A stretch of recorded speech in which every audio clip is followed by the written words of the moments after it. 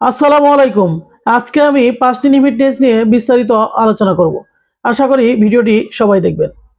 ৫টি নিবিড় টেন্স চেনার উপায়: বাংলা বাক্যে ক্রিয়া শেষে লম ও লাম লেন ত তাম তেন থাকবে। যেমন তিনি কাজটি করলেন শেষে লেন রয়েছে। আবার আমি কাজটি করতাম শেষে তাম রয়েছে।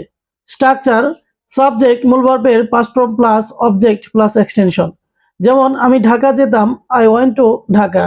তিনি গতকাল বাড়ি গিয়েছিলেন, he went to house yesterday.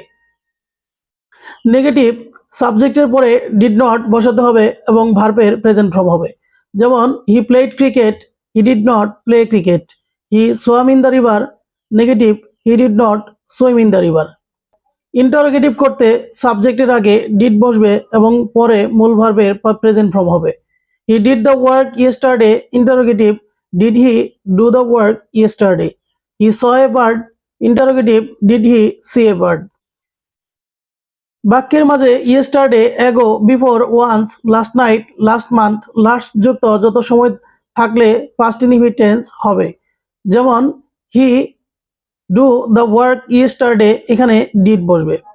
দর্শক, আপনাদের জন্য কিছু দেওয়া হলো, আপনারা অবশ্যই এগুলো সলভ করে কমেন্টে জানিয়ে যাবেন। আর ভিডিওটি ভালো লাগলে শেয়ার করবেন। সবাই ভালো থাকুন, ধন্যবাদ। আসসালামু আলাইকুম।